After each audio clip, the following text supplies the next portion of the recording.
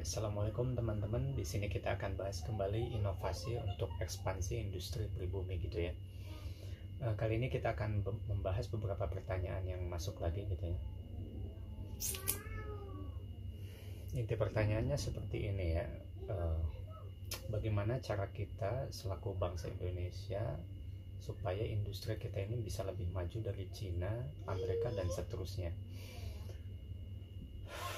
Ini sebenarnya panjang banget ya pertanyaan ini pembahasannya, tapi kita satu aja dulu ya, satu target dulu aja ya, Cina gitu. Kalau misalnya kita ingin menghancurkan seluruh brand Cina sehingga berpotensi cuan lebih dari ya mungkin bisa lebih dari 700.000 triliun rupiah gitu ya kalau dirupiahkan ya. Sebenarnya gini, kita pakai rumus sederhana aja, rumus 3 faktor 3 seperti biasa gitu. 3 faktor 3 atau E faktor A nya kita lewat dulu, kita langsung ke 3 faktor 3 aja ya. Yang poin pertama adalah kita harus melakukan yang namanya transisi science ya. Kalau misalnya kita melihat diagram Cynefin framework gitu atau keputusan untuk mengambil teknik untuk solusi untuk memecahkan suatu permasalahan gitu ya.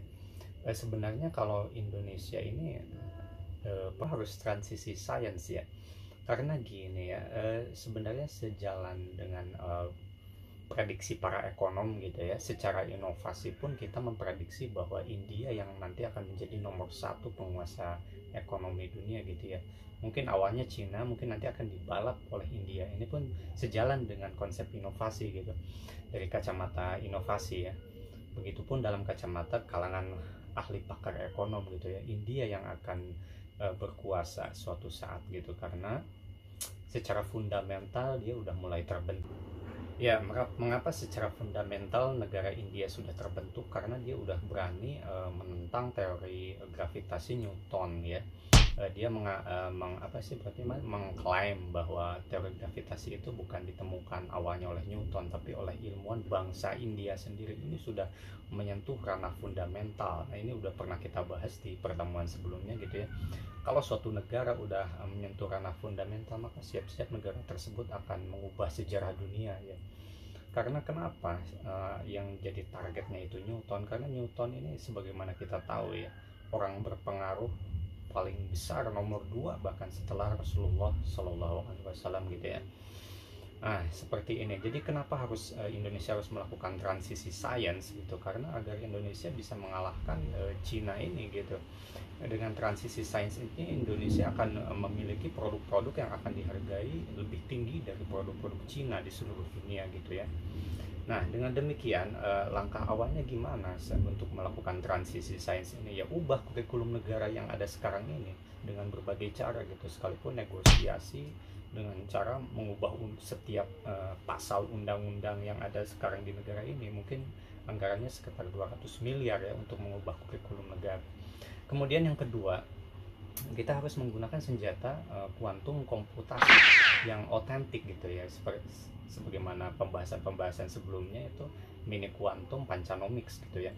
Karena agar supaya kita bisa menyokong seluruh ekspansi industri seluruh Indonesia gitu, baik ya.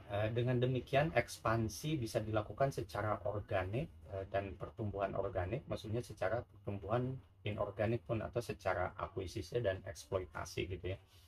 Nah seperti itu mungkin ringkasnya yang kedua ini. Kemudian yang ketiga adalah membentuk lab inovasi. Nah laboratorium inovasi ini langkah awalnya gimana?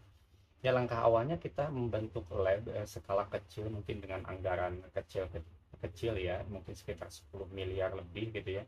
Jadi kita menggunakan lab inovasi ini sebagai ibaratnya basis untuk ekspansi gitu, sehingga dari sini kita bisa melakukan pertumbuhan organik dan inorganik, koordinasi maksudnya lebih baik lagi gitu, karena kita memerlukan tim-tim ahli yang kita gunakan sebagai pengendali gitu, seperti itu. Nah dalam hal ini tentunya kita tidak bisa melibatkan hanya kalangan industri saja ya, tapi melibatkan triple helix sekaligus. Makanya 3 faktor 3, tiganya yang tadi, tiga yang satu, tiga lagi itu kalangan triple helix ya, yaitu kalangan industri, kalangan government atau pemerintah, dan satu lagi kalangan university seperti itu. Ya mungkin lengkapnya bisa dilihat di pancanomics.com.